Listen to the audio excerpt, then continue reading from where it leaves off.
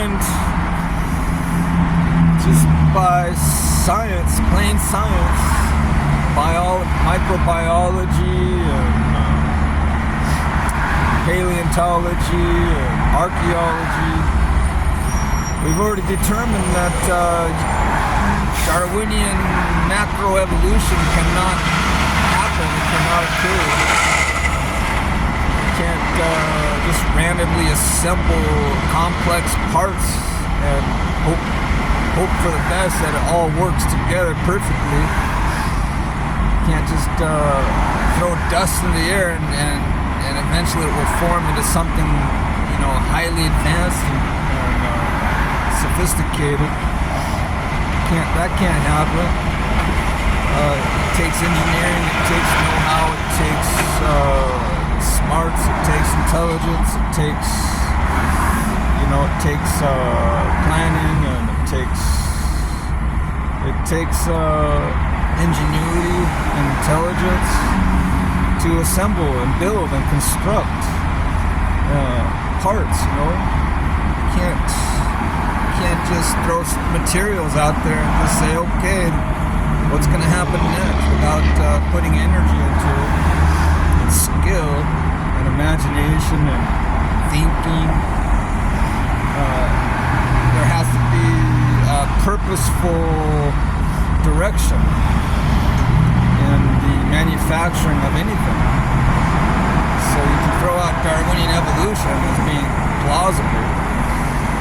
So what other conclusions can we draw or have how the universe came into existence and how all the planets formed and all the living systems and organisms?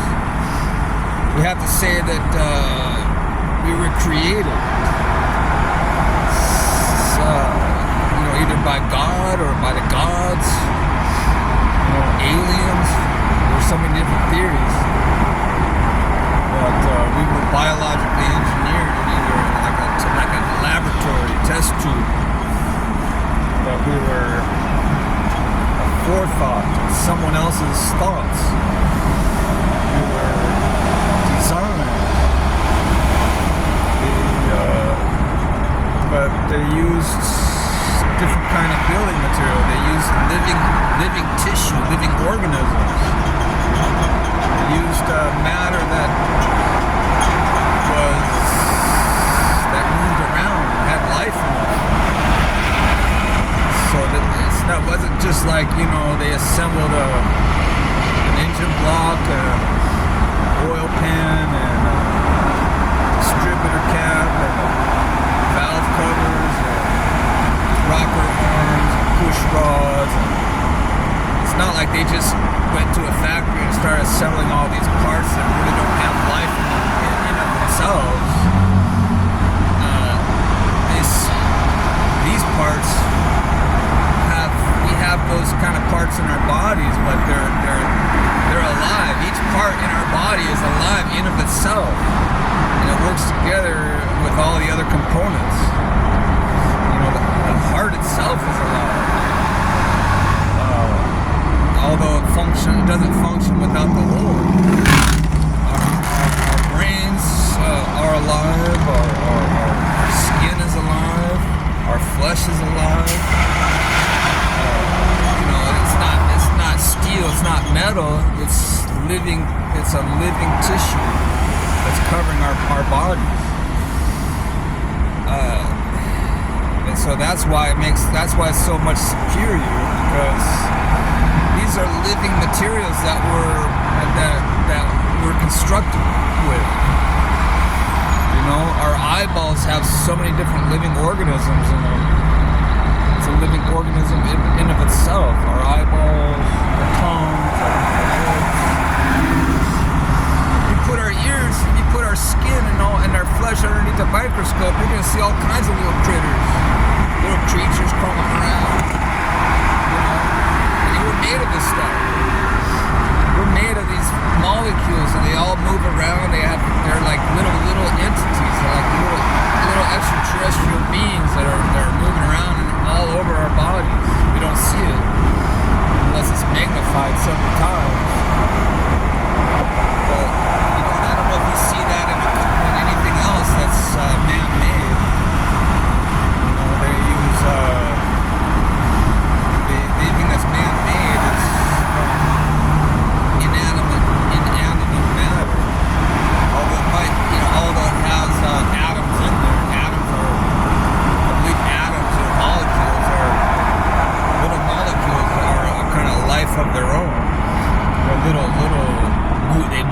like little bugs in our in the atmosphere. They float around out here where you can't see it with your naked eye, but there's life forms all around us. Right now, when I take a breath, I'm breathing in, bugs, little microscopic bugs, and all kinds of stuff that's alive. That's why we're reaching out into space to these different planets, and they want to find life, and it's at least on a small scale, like some kind of a microbe or bacteria. They're hoping to find something on Mars that's living and alive still, even though just from our naked eye it doesn't look like anything's there. There could be something in the soil crawling around that's noticed only underneath a microscope. But and there could be ancient ruins there too, under the dirt, under the soil. There could be stuff underneath. We just have to dig.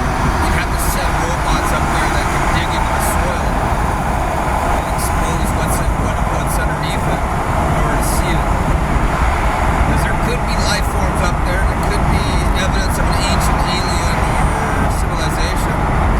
It's just all buried over several thousands of years, all the strong winds and storms, dust storms, pretty much covered everything.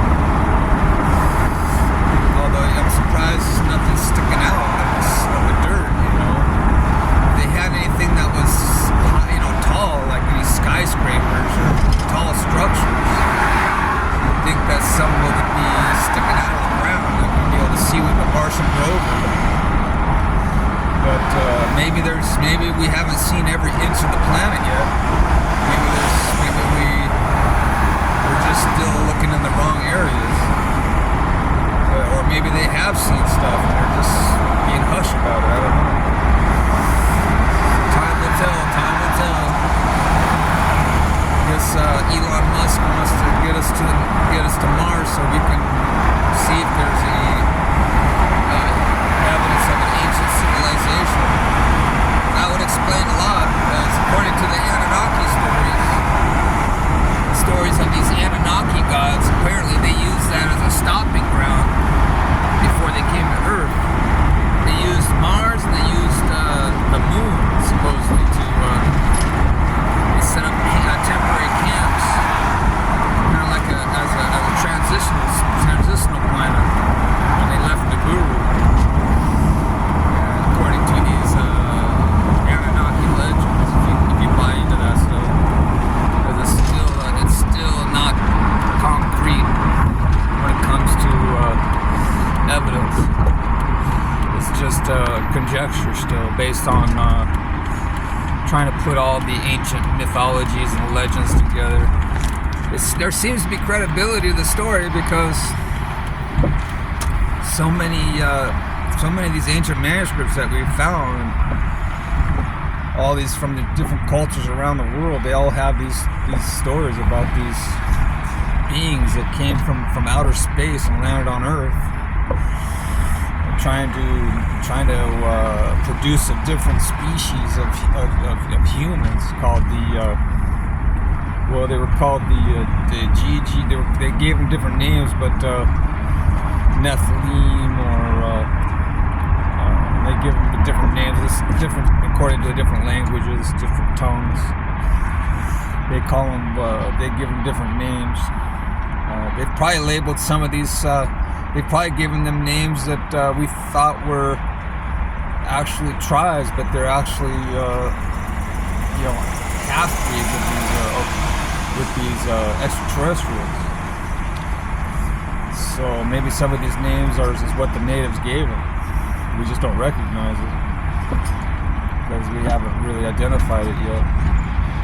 But we should be able to hopefully find something that's going to prove it or disprove it, one way or the other. We're still kind of, we still got a ways to go in scientific exploration when it comes to finding out if some of these myths and legends are accurate. interpretations of these legends, because that's what it comes down to, is the interpretations of what has been recorded. They've tried to interpret these different hieroglyphs and cuneiform writings, and they have tried to. We found these. What do you call them? The Rosetta Stone. We found these interpretations of ancient Egyptian language, and that's what helped us come to a greater understanding or greater knowledge of these of how to interpret ancient Egyptian hieroglyphs, because they found some writings in Greek, I guess. I think it was in Greek, of some ancient Egyptian texts. It actually helps us to interpret much of what the Egyptians wrote. If we hadn't found those Greek translations of ancient Egyptian, we may not have been able to interpret those hieroglyphs. So same thing with other findings. We might have to find see if there was a different translation of whatever we found that will help us interpret the language better, the ancient languages.